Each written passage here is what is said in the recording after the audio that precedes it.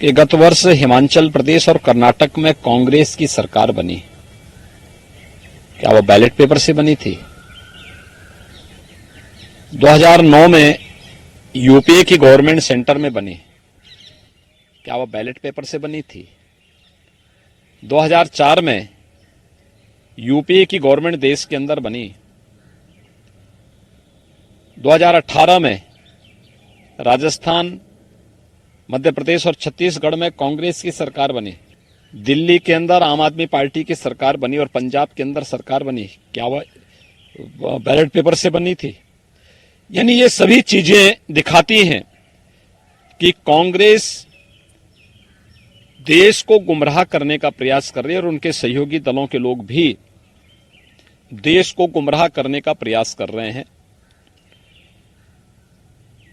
अपनी हार का ठिकरा ईवीएम पे डालना चाहते हैं। मैंने जितना भी नाम लिया ये सभी ईवीएम से बनी हुई सरकारें हैं।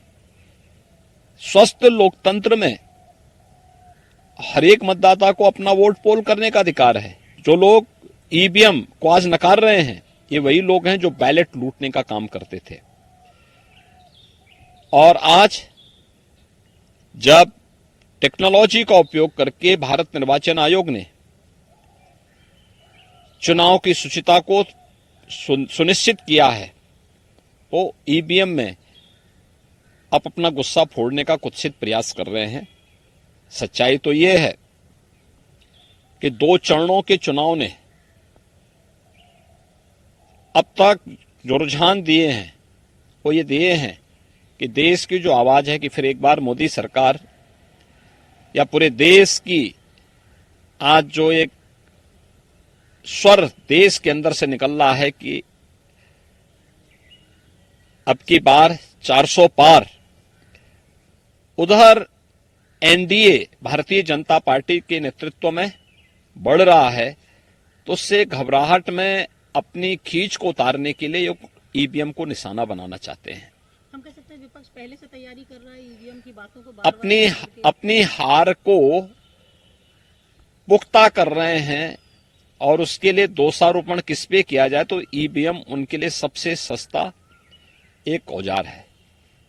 एक और इशू है, कल संभल में की सभा में जिस तरीके से आपने व्यक्तिगत खान पान की बात कही, तो क्यों व्यक्तिगत खान पान की बात करनी पड़ी? क्या वजह रही कि आपको लगता है? देखिए, जो मुद्दे उठ रहे हैं आपने देखा होगा, पहले चरण के मतदान के पहले हम लोगों ने विकास, राष्ट्रीय सुरक्षा और गरीब कल्याणकारी योजनाओं को फोकस करते हुए अपनी बात को देश की जनता के सामने रखा।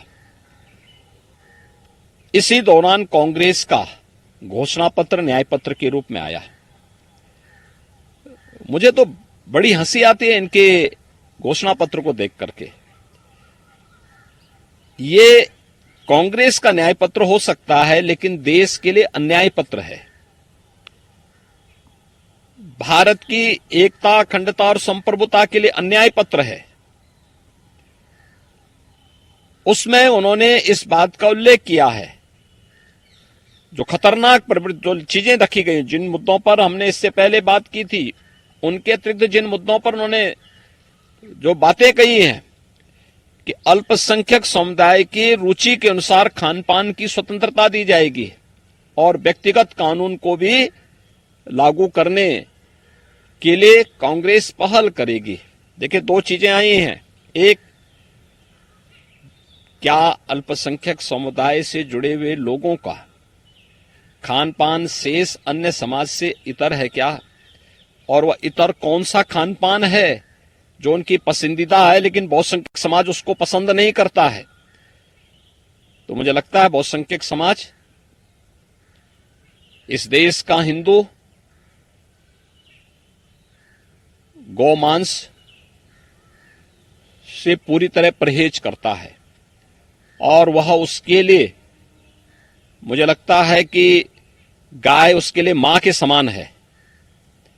और कांग्रेस आज मुसलमानों को ये छूट देने का कुत्सित प्रयास कर रही है कि यानी इसका मतलब वह गौकसी करने की छूट देगी।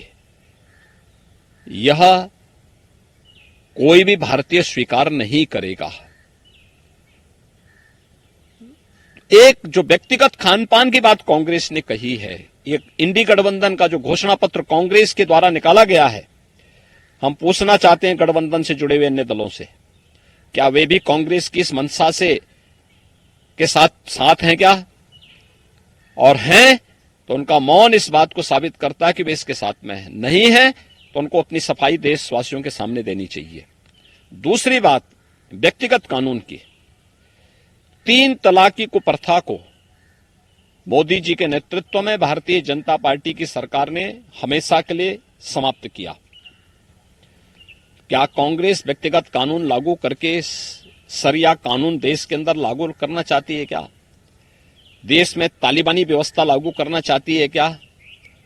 क्या कांग्रेस फिर से 3 तलाक की कुप्रथा को देश के अंदर प्रारंभ करेगी क्या?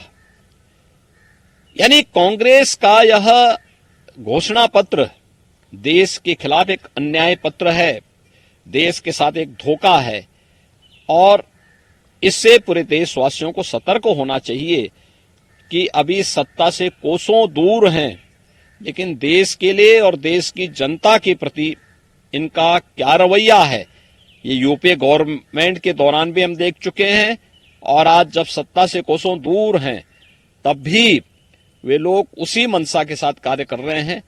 मुझे लगता है कि 5 चरणों के अगले चुनावों के लिए हमें कांग्रेस के इस घोषणा पत्र को ध्यान में रख करके अपना निर्णय जरूर करना चाहिए। हम कह सकते हैं कि बहुसंख्यक समाज की भावनाओं को नजरअंदाज करके कुछ एक वर्ग विशेष को खुश करने के ये धोखा है, देश की आस्था के साथ खिलवाड़ है, इसको कोई भी भारतवासी स्वीकार नहीं करेगा।